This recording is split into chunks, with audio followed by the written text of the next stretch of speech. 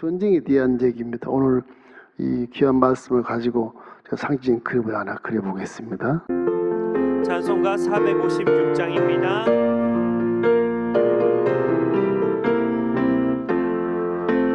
거친 세상에서 실패하거든 그 손 못 잡은 만져라. 보낸 일 하다가 힘을 얻으리 그 손 못 잡은 만져라. 그 손 못 잡은 만져라. 그 손 못 잡은 만져라. 주가 널 지키며 인도하시리. 그 손 못 잡은 만져라. 이 지금 사무엘상에 사울이 이제 초대 일대왕으로 등극을 해서 이 나라도 이렇게 지금 현재 우리나라 같이 아주 어지러운 세상이에요. 거의 한 15장까지는 일대왕이 사울 왕의 그 어떤 통치 내용이나 무슨 치세나 이런 것을 기록하지 않고 이 하나님 명령에 불순종하면 일대왕 이거는 그냥 간다 이런 걸 계시하는 거예요. 일대왕이라는 게 참 어렵지 않습니까? 이게 하나님이 원하시는 왕이 될 수 없는 사실을 기록해 놓은 거예요.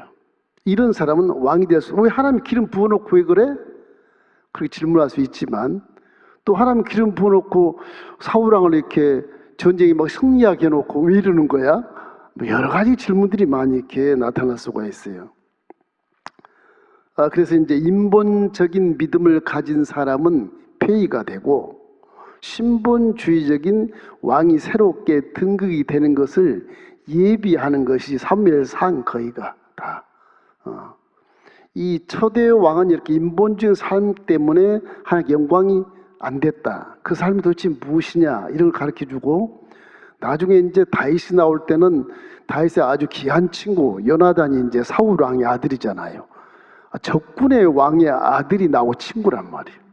근데 적군의 아들은 또 아버지하고 달라요? 나하고 굉장히 잘 소통을 하고 하나님을 기뻐하고 소통이 영적으로 잘 된 소통이 아버지하고 전혀 달라. 같은 그 핏줄인데 불구하고 이 사울 왕의 아들은 또 아주 달라요.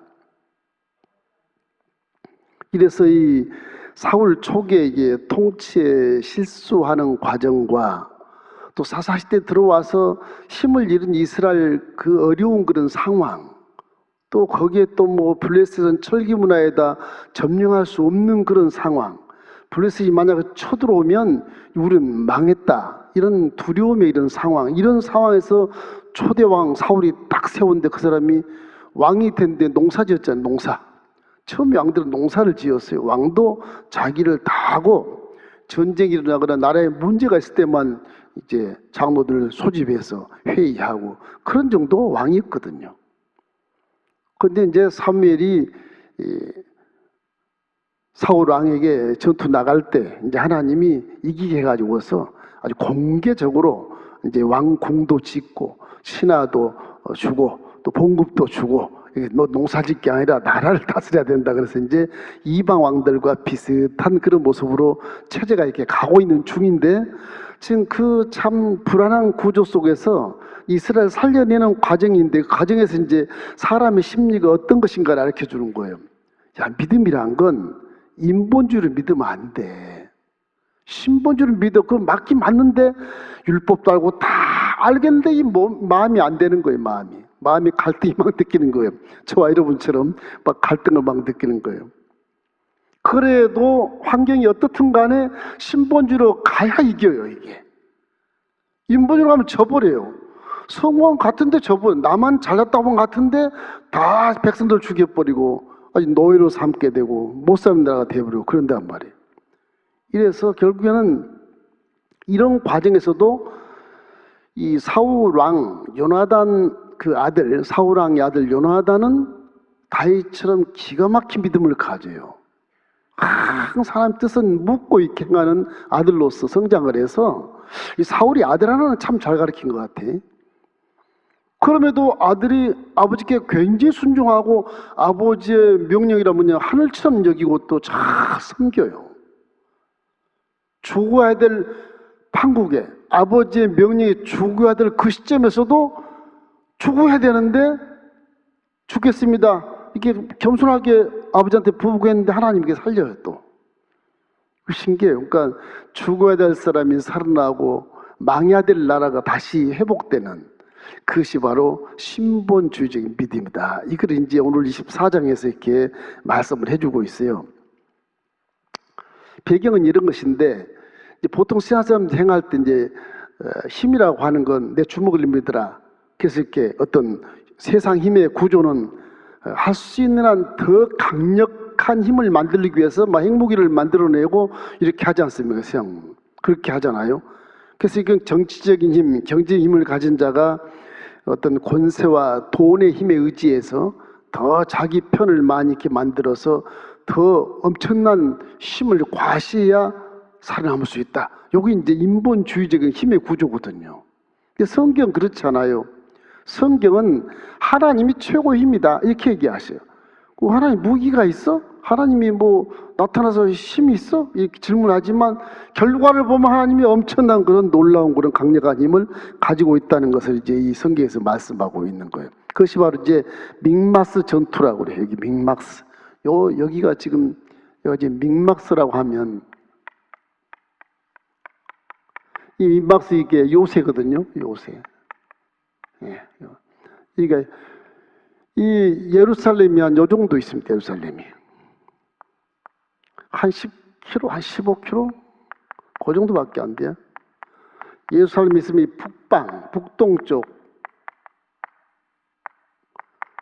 북동쪽에 이 믹막스라는 곳이 있어요. 이 예루살렘 여기 있으면요, 이 블레셋은요, 이 정도에서 블레셋이 위쪽에 있다고. 블레셋 족속이 여기 이게 있어요. 서쪽에 이 지중해니까. 블레셋이 여기서 여호수아가 그렇게 이스라엘 땅을 점령해서 12지파 전부 분배했는데 그 뭐 사사시대 300년 지났지 여호수아 정복하려고 또 한 10여 년 가차이 됐죠. 그러니까 뭐 한 350년 정도 됐는데도 블레셋이 살아가지고 지금 이제 이스라엘 전체를 다 점령하려고 하는 추세예요. 이분들은 철기문화니까. 철기문화 철제로 창을 만들고 칼을 만드는데 돌로 만드는 거하고 상대가 안 되는 거죠. 여기는 이제 예루살렘의 이슬라믹 지원들 삽과 괭이 이런 걸 가지고 싸우러 나오는 거니까. 그 조직군대도 아니고 계급장도 없고 지금. 그래요. 사울하고 요나단 딱 둘만 칼을 갖고 있어요. 창하고. 그 철기문화 거기서 구했는지 둘만 딱 갖고 있어요. 이런 상황이라서 블레셋을 이길 수가 없어요. 결국엔 예루살렘 북동쪽에 이 믹막스에 블레셋이 들어와요. 난리가 났어. 잘못하면 예루살렘 다 점령당하게 생겼어. 이게 지금 이쪽이 베냐민 지파 지역이에요. 베냐민 지파 이쪽이. 이렇게 해서 믹막스가 요 정도에서 이렇게 경계선이 베냐민 집 경계선. 이게 베냐민 지파. 지역이에요, 지역. 베냐민 지역. 예루살렘이 유다 지역이고, 여기 유다 지역이고. 그래서 예루살렘은 거의 뭐 15km 정도밖에 안 돼, 이게요. 오는데 이 블레셋이 와 있는 진영에서 이제 이 믹마스 남쪽 게바라고 하는 이 게바라고 나와요, 성경에. 게바라는 지역, 이쪽은 보세스. 이 게바하고 이 보세스의 이 지역은요, 전부 협곡입니다.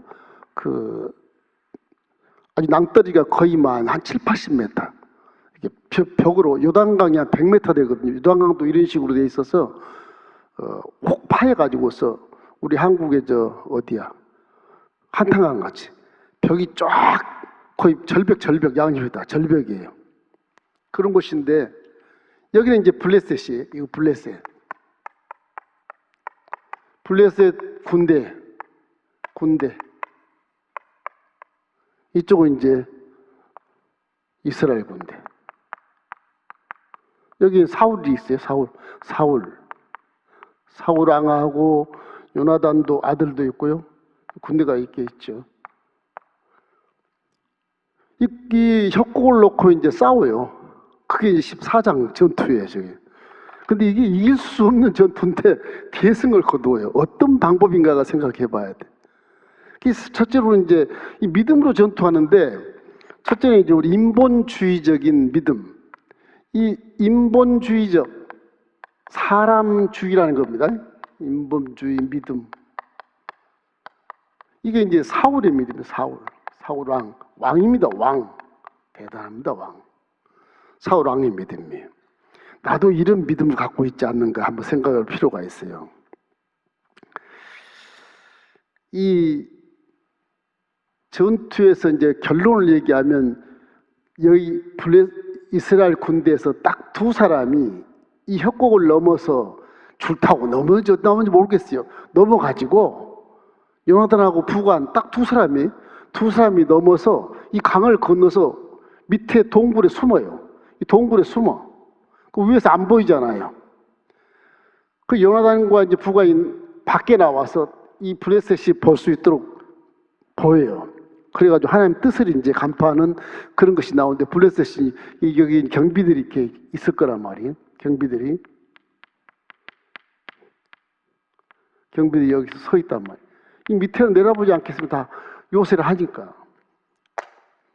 그래서 이제 이 두 사람이 올라가서 믿음으로 올라가서 전쟁한 것이 이 블레셋 진영을 다 뒤흔들고 하나님이 또 진동하게 하시고 자기들끼리 전투에 자기들끼리 자기 동물을 찔러 죽이고 이래서 전멸해버려. 그 도망가서 결국은 다시는 올라오지 못해. 이런 결론이 나오거든요. 근데 이제 이 결론 속에서 우리 생각할 것은 인본주의적인 믿음이 뭐냐? 사울 믿음인데, 사울이 물론 이제 왕의 어떤 그런 경험이 많지 않은 사람이니까 그렇다, 그런 거 인정이 되지만은, 사람이란 게 어려울 때는 하나님을 의지하고 평안할 때는 자기 뜻을 나타내, 그지? 대부분이. 여러분도 아마 그럴 겁니다. 편안할 때는 어려움이 사라지면 내 뜻대로 이렇게 행할 수 있어요. 그래서 믿음이 자꾸 희석이 되는 거예요. 그러니까 이게 믿음이 참 좋을 때일수록 더 금식하고, 일이 잘 될수록 더 감사하면서 예배를 많이 드리고 기도도 많이 해야 돼요. 내 자신을 믿음으로 이렇게 유지하기 위해서는. 보통 우리 어려울 때는 막 와서 기도하고 작정 기도하고 막 하다가 뭐 그냥 사업도 좀 펴고 잘 되는 것 같으면 그냥 교회고 뭐고 그냥 세상 가서 또 속해 사는 경우가 참 많거든요. 사무엘상 14장 52절에 보면 이런 말이 있어요. 저 끝절이 같은데, 사울이 사는 날 동안에 블레셋 사람과 큰 싸움이 있었으므로 사울이 힘센 사람이나 용감한 사람을 보면 그들을 불러 모았더라. 그러니까 이제 세상 힘의 논리로 이제 군대를 규합하는 거죠. 암몬 족속, 이쪽에 암몬 족속이나 모압 족속이나 에돔 족속이나 저 북방에 막 수리아나 이런 왕들처럼 군대를 조직해서, 블레셋 같이 막 조직해서 아주 천부장 백부장 딱 세워가지고 아주 조직적인 군대로 만들어서 나라를 지켰다. 그거 생각하는 거예요, 사울 왕이. 이게 물론 사무엘 선지자가 지금 있습니다. 있어요. 그런데 왕들을 요구해서 사울 왕을 기름 부어 하나님이 명해서 시킨 것인데, 이 사울 왕이 이제 저렇게 힘센 사람들, 아주 용맹있는 자를 보면 다 군대로 불러들여요. 그래서 자기 지혜와 자기의 힘으로 군대를 세워서 나라를 지키려고 그래. 그것이 이제 문제가 되는 거예요. 이 인본주의적인 생각이다. 우리도 예수를 믿으면서도 자꾸 나의 잘된 모습, 내가 어떻게 하면 다른 사람과 위에 있어야 되고, 무엇이 잘 돼야 되고, 과장해야 되고, 내 체면을 유지해야 되고, 이런 것들이 많잖아요. 사람 사는 곳이라 없을 수 없겠지만, 그러나 내 마음속에 항상 인본주의가 아니라 신본주의, 하나님 내 안에 계시고 성령이 내 안에 계시기 때문에 언제나 그러나 겸손하자, 비교하지 말자, 나쁜 말 하지 말자, 싸우지 말자, 이런 기본적인 그런 하나님의 성품이 내 속에 들어와 있는 것을 반드시 생각해야 돼요. 화가 나도 내 안에 성령님 계시지, 성령님 내 화를 좀 눌러주세요. 나 화내고 싶어요. 눌러주세요. 그리고 미소를 지으면서 다가갈 수 있는 그런 자기관리가 굉장히 필요한 것이거든요. 이게 교만이 들어가 버리면 결국에 망해버립니다. 이제 사울의 이제 망령된 맹세를 보면 이 전쟁통인데 지금 굉장히 주위 외세들 때문에 어려워 이스라엘이. 그 전쟁통에 금식을 시켜요. 금식을. 그건 하나님께 묻고 하는 게 아니고 그냥 사울왕 자신이 그냥 전투한 동안에 금식령을 내려가지고서 음식을 먹지 않다 저주받으리라 그렇게 맹세를 시킵니다. 맹세를 시켜. 사무엘상 14장 24절 본문 24절에 보면 이렇게 되어 있어요. 이날에 이스라엘 백성이 피곤하였으니 이는 사울이 백성에게 맹세시켜 경계하여 이르기를 저녁 곧 내가 내 원수에게 보복하는 때까지 아무 음식이든지 먹는 사람은 저주를 받을지어다 하였습니다. 그러므로 모든 백성이 음식물을 맛보지 못하고 이 전쟁통인데 배가 고프면 어떻게 싸워요? 무기도 철제 무기도 아니고 곡괭이 교인 같은 거 어떻게 싸워? 이게 이치 안 맞는 것인데 사울 왕은 하나님을 경외하는 어떤 그런 모습을 보이면서 금식 명령을 내려요. 먹는 나는 다 죽인다. 그때 왕의 이제 권세가 세워졌으니까 무서운 것이죠. 이래서 이런 전쟁에 굉장한 악영향을 미쳤다. 군인들 사이가 떨어지고 이게 병사들이 아주 비효과적으로 이렇게 싸울 수 없는 그런 지경에 있어서 이건 이렇게 무모한 이런 그 하나님께 맹세하는 것, 스스로 맹세하는 것, 이런 것들은 어떤 인본주의라는 자기 공명심, 자기가 왕이라는 그런 영광을 이렇게 나타내려고 하는 그런 것, 하나님 뜻보다는 자기를 더 내세우려고 하는 그런 권위를 휘둘렀다. 이렇게 성경 기록하고 있거든요. 이래서 결국은 사울의 어리석은 명령이 결국은 율법을 범하게 됐다. 그렇게 판단되고 있는데 결국에는 구약에도 보면 뭐 금식이라고 하는 것이 전쟁터에 금식하는 건 없어요. 문제가 있을 때 금식하고 나라를 위해서 기도자, 선지자가 이렇게 예외적인 사람이 죽으면 죽으리라 에스더 같이 나라에서 기도한다든지. 그런데 전쟁의 군사들을 금식시키는 건 없거든요. 이 금식이면 뭐 어떻게 싸우겠습니까? 이래서 형식적인 신앙을 가졌다 이렇게 판단하는 겁니다. 사울왕은 형식적인 신앙을 가졌다. 그래서 나중에 보면 그분이 교만해서 결국에는 문제가 돼요.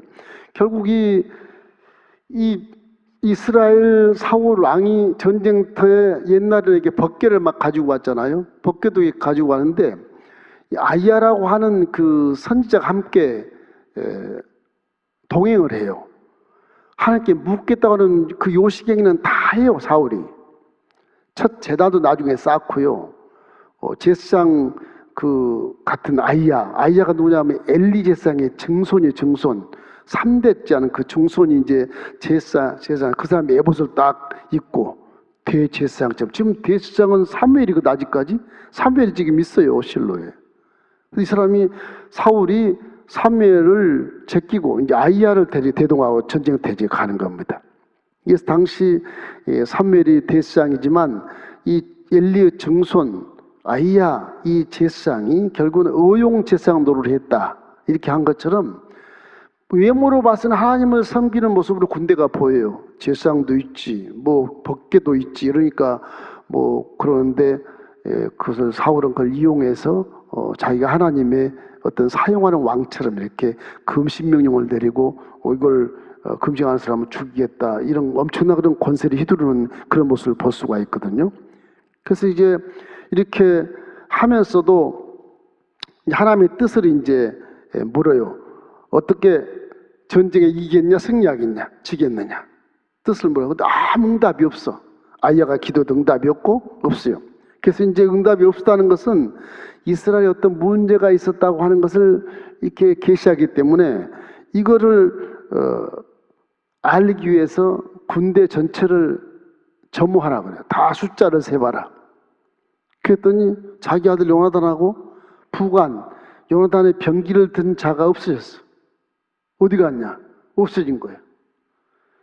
그래가지고 이제 난리가 났어요. 그러는 와중에 이쪽 블레셋 진영에서 막 사람들이 흩어지고 싸우고 난리가 났어요. 이상하다. 건너편 보고 이놈들이 왜 싸우고 서로 죽이고 저러지? 이제 그 의문스러운 거예요. 그 보니까 요나단과 부관이 가서 그렇게 블레셋에 어지럽혀서 하나님의 은혜로 막 지진도 일어나고 그렇게 해서 자기들끼리 막 찔러 죽이고, 그리고 그쪽에 있는 이 히브리인들이 이 지역에도 살았거든요.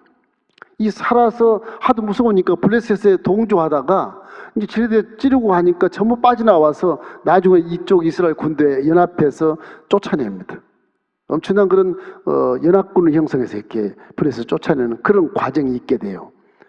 어떻든 간에 이 사울은 하나님의 무응답이 이 백성 중에 범죄한 뭔가 있다, 이 응답 안 하신 것이다, 이렇게 생각을 하고, 그리고 이제 제의뽑기를 실시를 해요. 제의뽑기를. 사무엘상 14장 39절 말씀이 있어요. 자, 39절 말씀. 이스라엘을 구원하신 야훼께서 살아 계심을 두고 맹세하노니 내 아들 요나단에게 있다 할지라도 반드시 죽으리라 하되 모든 백성 중 한 사람도 대답하지 않았다. 저게 반드시 죽으리라. 그런데 백성들은 알고 있단 말이에요. 저 지금 승리하는 것을 알고 있단 말이에요. 그래서 요나단을 죽이면 절대 안 됩니다. 왜 안 되느냐? 그 요나단은 오늘 하나님과 함께 동역하고 있다는 거예요. 여러분, 하나님과 동역하는 여러분 되기를 주의 이름으로 축원합니다. 항상 함께 동역만 하면 영혼이 잘 될 뿐만 아니라 범사가 잘 될 수밖에 없고 마귀가 한 길로 왔다 일곱 길로 떠나가는 그런 역사가 여러분 앞에서 나타나게 되는 거예요. 그걸 말씀하시는 거예요. 이래서 사울 왕은 권위로서 아들을 죽이야 마땅한데 못 죽여요. 왜냐하면 드러나 버렸기 때문에. 백성들이 블레셋과 전투에서 요나단을 통해서 이루신 것임을 명확하게 보고 있거든. 눈으로 보고 절대 죽일 수 없습니다.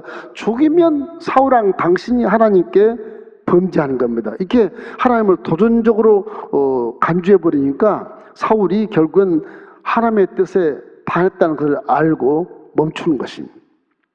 요나단은 전쟁 영웅이 되고 사울은 체면이 안서 왕으로서.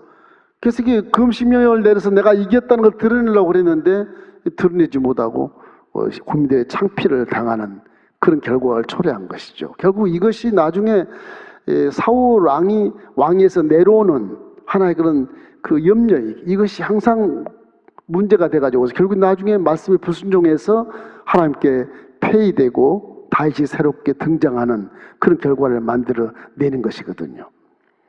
이래서 오늘 인본주의라고 하는 것은 내 체면과 내 주의를 돌보면서 어떤 그런 함적인 사고방식 또는 계산적인 사고방식, 이런 비교식에서 나타난 내 명분, 그건 예수대로 보니까 믿음이 아니고 그거는 자기만을 위해서 믿음을 도용하는 것이고 사울왕처럼 하나님을 이용해서 왕권을 회복하려고 하는 것이고 전쟁 이기려고 하는 것이고 그런 것이거든요. 이 권위를 이렇게 내세우려고 하는 이런 것들은 인본주의의 그런 신앙이다, 이렇게 우리가 판단할 수 있죠.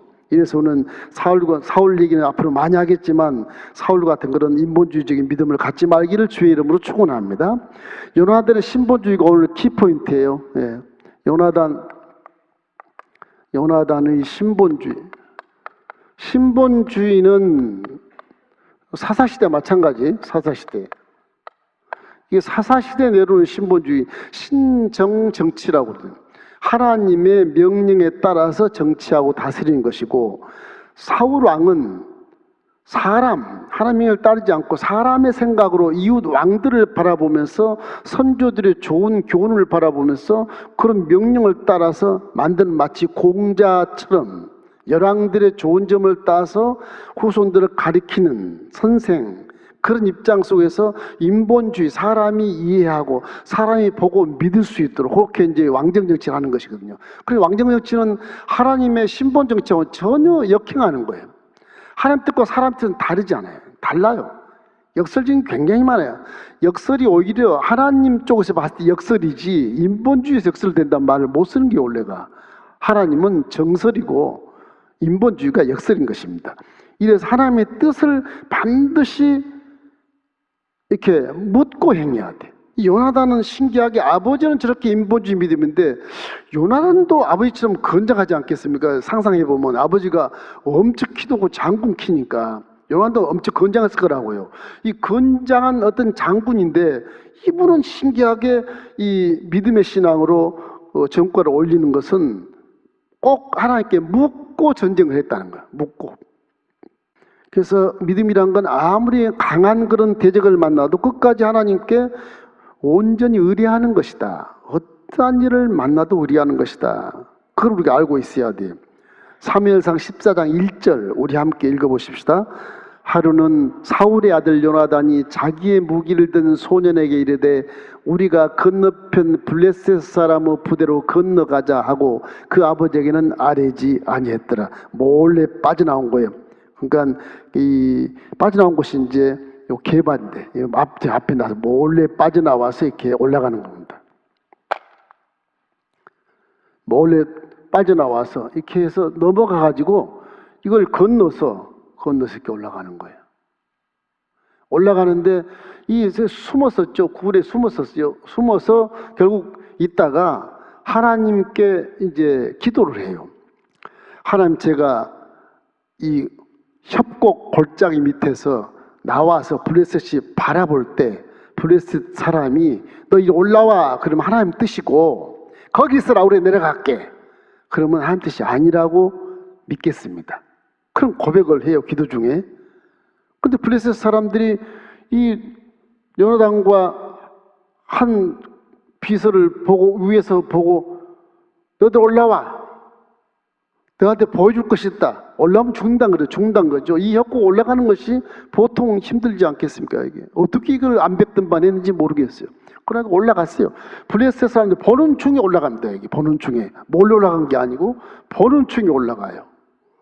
결국 올라가서 20명을 죽이고 그 성경에 보면 한 닭가리, 소 2마리가 하루 종일 밭을 갈 만한 그런 글쎄 1000평이나 될까? 몇백 평 되겠죠. 하루 종일 갈았으면 그 몇백 평 되는 곳에서 20명을 죽인 것을 기점으로 해서 이제 하나님이 도우시고 막 진동이 일어나 지진이 일어나고 그래서 자기들끼리 서로 죽여서 결국 자멸한 만큼 죽여서 결국은 히브리인들 빠져나오고 그리고 함께 합세해서 진격해서 쫓아냈다고 하는 그런 것입니다.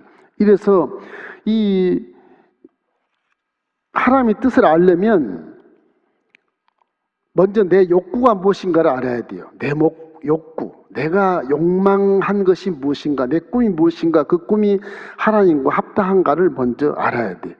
내 욕구, 내 마음의 마음의 욕구가 무엇인가를 알아야 돼. 그 다음에 하나님 말씀에 맞는가, 말씀에 근거한 건가, 그리고 한 환경이 나한테 말해주는가, 환경은 어떤가, 이 세 가지가 결국 하나님 뜻을 알기에 아주 가장 좋은 조건입니다. 여러분도 응답받기 전에 내 마음이 욕심이 있어 기도하는 거 아니야? 내가 세상 생각으로 기도하는 거 아니야? 한번 판단해 보는 게 좋아요. 이거 지금 말씀이 맞는 건가? 한번 점검해 보는 거 좋고, 마지막으로는 내 주변 상황이 지금 이게 내 꿈과 맞는 것인가, 주변 상황이 지금 맞는 것인가, 이 세 가지를 우리가 일치가 됐을 때 행동하면 된다. 그래서 하나님 뜻을 먼저 구해야 하나님의 힘이 내 힘이 되는 것이니까. 내 힘만 가지고 해서는 집니다. 하나님 내 힘이 되어야 이길 수 있어요. 사울 왕이 전쟁 때보다 이긴 것은 이스라엘을 존재하기 위해서 우선 왕으로 세웠으니까, 기름 부으라고 했으니까, 하나님 기름 부으라고 했으니까 존재하기 위해서 세워두시고 그냥 가는 거예요. 그런 과정이에요. 그것은 이제 요나단을 계시해주고 요나단 뒤에 다시 쫙 나와요.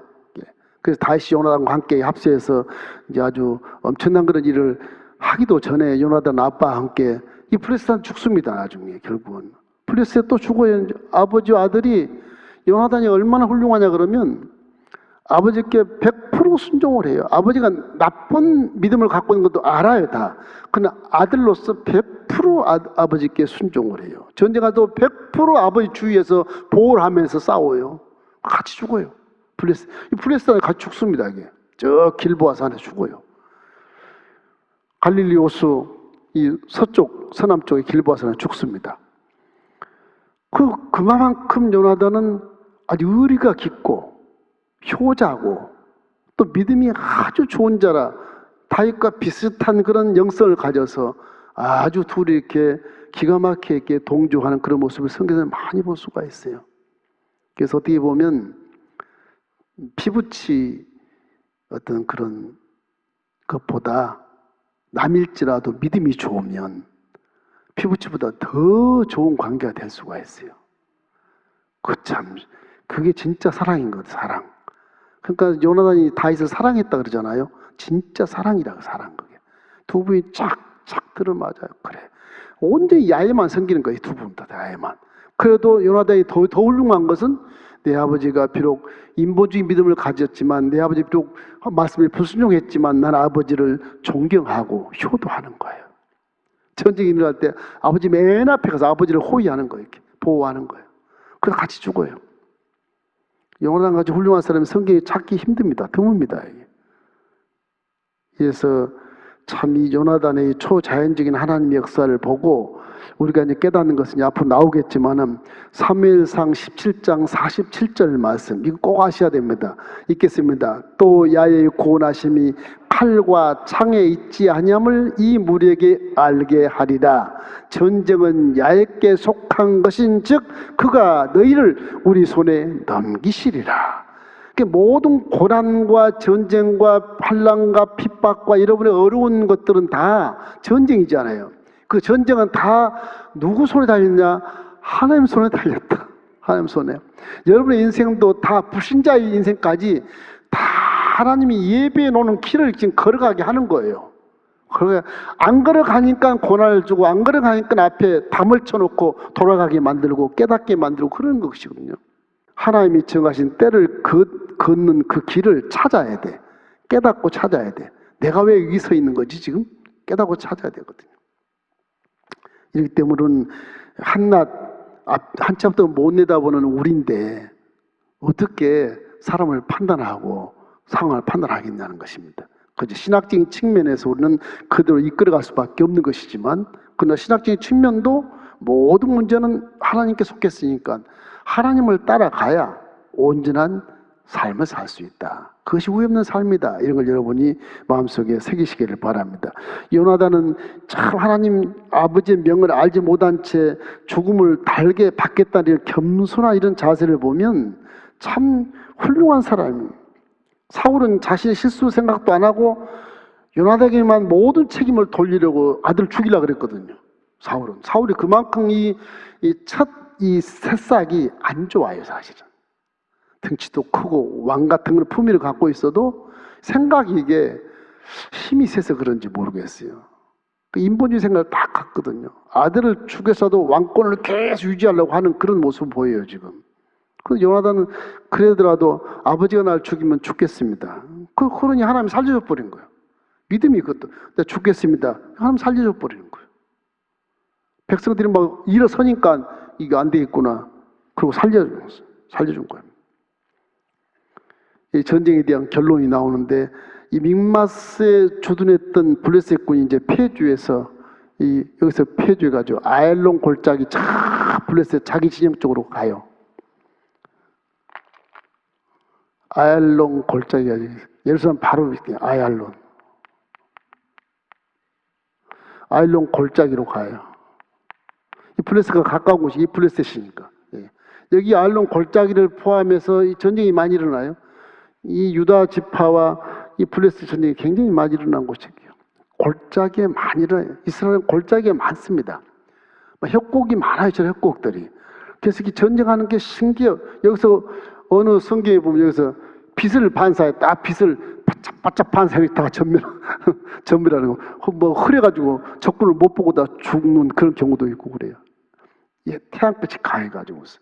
그 전쟁에 여러 가지 그런 지혜를 하나님이 주셔서 승리하게 만드는 그런 사건도 굉장히 많습니다. 사무엘상 14장 46절 우리 함께 읽어보겠습니다. 사울이 블레셋 사람들 추격하기를 그치고 올라가매 블레셋 사람들이 자기 곳으로 돌아가니라. 이래서 전쟁에 굉장한 그런 승리를 거두고, 이런 그 사울의 행동이 훗날에 큰 비극을 초래하는 그런 원인이 되고 새싹이 돼가지고서 이게 문제가 돼. 아쉬운 것은요, 이때 이겼잖아요. 이겼으면 아얄론 골짜기를 통과해가지고 블레셋 쳐부셔버려야 돼. 이 기회가 이때였었어요. 근데 아쉬운 게 그게 전쟁이 딱 멈춰요. 그때 멈춰버려요. 그래갖고 다윗 시대도 저 블레셋이 계속 이 여부수족 속에 있는 이 시온산, 예루살렘 여기도 막 공격하고 막 그러거든요. 그런데 지금까지도 있어요. 지금까지도 팔레스타인, 그게 블레셋이거든. 지금도 팔레스타인이 12군데 자치정부를 가지고 이스라엘 땅에 살아요. 그냥 예루살렘 여기도 요 가해가 동쪽에는 이 블레셋이야. 팔레스타인. 또 동쪽에 블레셋이 이게 여리고 엄청 큽니다. 여리고. 여기는 아직도 가자 찍고는 말할 것도 없고, 가자 찍고 지금도 굉장히 살아요. 필리스틴, 팔레스틴이 다 살아요. 저 갈릴리 호수 옆에 아벡 쪽에 지금 텔아비브도 있어요. 여리고 그 있고 거기다 주변국이 전부 이슬람이 다. 아프리카 이집트 옛날 애굽 지역 그것도 이슬람이죠. 사우디아라비아 이슬람이죠. 요르단 이슬람이죠. 레바논 이슬람이죠. 시리아 이슬람이지. 다 이슬람 딱 둘러싸여 가지고서 바다밖에 안 나. 바다밖에 없어요. 지금 그렇게 살아요. 근데 믿음으로 사니까 하나님 지켜주시는 거예요. 신기하죠. 지금 그 이스라엘은 지금도 잘 때도 굉장히 이렇게 근신하고 깨어잡니다. 그 사람들은. 여자분들 다 총 들고 다니고요. 그 숫자가 적으니까 다 무기 들고 국방의무를 하는 거예요. GNP가 얼마인지 아세요? 4만 5천 불. 4만 6천 불 올라갔다 그러는데 4만 5천 불. 그 우리나라보다 훨씬 잘 사는 나라예요. 가보면 막 빈민촌 같아. 오색 찬란하지가 않아요. 아주 검소하고 겉에 치장이 없어요. 안에 들어가면 좀 이렇게 잘 사는 모습 볼 수 있는데 겉으로는 막 차도 조그만 차, 큰 차 없어요. 전부 국방비 쪽에 괜히 돈이 많아. 그렇게 돈을 많이 번 나라가 나라를 지키기 위해서 그렇게 무장을 탁 하고 살아요. 불안하겠지만 믿음은 굉장히 좋아집니다. 불안하니까 기도를 계속 하잖아요. 통곡에 가봐요. 그 뭐 아주 랍비들이 나쁘고 그대로 기도해요. 옛날처럼. 기도가 끊이지 않는 이스라엘. 그러니까 이 당시에 사울 왕이 그냥 맘먹고 진격해서 블레셋을 다 쫓아내 버렸으면 그 사람이 왕이 될 수도 있어 계속. 다윗도 못 쫓아냈으니까. 이게 참 아쉬워요 이게. 결국은 블레셋이 제자 침공해갖고 블레셋이 죽어. 여기 올라가가지고 길보아 산에서 아들하고 함께 죽어요. 블레셋이 막 천지를 진동하거든요. 그때 진격했던 블레셋 살아남은 곳이 지금 12군데가 있다니까. 12군데가 북쪽 남쪽 중부 다 있어요. 봉기를 잃으면 이스라엘이 놀래. 그런 상황이 있어. 항상 전쟁 상황이에요. 우리 삶도 이스라엘처럼 암적인 존재를 끌어안고 지금 살고 있지 않나. 항상 전쟁하는 삶을 살고 있지 않냐. 무엇을 먹을까 전쟁하고, 무엇을 마실까 전쟁하고, 무엇을 입을까 전쟁하고, 무엇을 누릴까 전쟁하고, 어디로 갈까 전쟁하고, 이 죽으면 또 어디로 가는가 전쟁하고, 참 전쟁의 삶을 살고 있는 그 모습이 이스라엘 땅 같아요. 못 살아요 거기서는. 정말로 대단한 민족들인데 거기야. 이래서 사울 그가 승리할 수 있던 가장 큰 이유는 무엇이었냐? 이름에도 불구하고 사울을 하나님 지금 사용한 이유는 무엇이었냐? 아까 말한 것처럼 이스라엘이 당신이 원하는 신정국가로 이렇게 확고히 설 수 있는 이런 토대를 만들기 위해서 지금 진행하는 과정이에요. 진행하는 과정. 이 다음에 다윗이 오면 다윗 한 왕조로서 끝까지 쫙 갑니다. 다 당조로서 이렇게 해서 굉장한 세월을 가게 됩니다. 이래가지고 이스라엘이 사물이 살아있는 동안은 블레셋이 침공하지 못하고 아주 그랬던 것 같이 대주이지 않습니까? 그 사울이 대지상으로 있을 때는 블레셋 침공 못했거든요. 미스바의 세계운동한 이후에.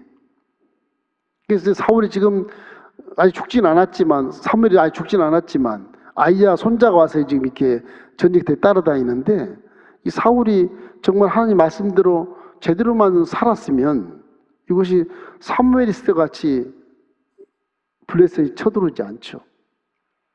그 사울의 이제 문제가 이제 앞으로 다음 장부터 쭉 나가면 하나님의 말씀에 순종해서 와, 이 좋은 왕자를 그냥 버리고 내려와야 되는, 거기에 무슨 뭐 왁신도 막 걸리고 이 정신이 완전히 이제 미쳐버리는 그런 희한한 왕이 되어버려요. 이 결론이 그런 것입니다. 그래서 이것이 이제 하나의 이스라엘의 왕을 요구했던 첫 번째 왕의 모습을 딱 보고 백성들이 다 느끼는 거예요. 이제 다 느껴. 그리고 다윗을 딱 내놓으니까 다윗은 뭐 아주 금상첨화라 금상첨화. 다윗의 믿음을 나중에 배우겠지만은 정말 여기 있는 요나단도 똑같은 믿음이에요. 요나단처럼만 믿어도 정말로 하나님 기뻐하는 그런 열매를 많이 거둘 줄 믿습니다.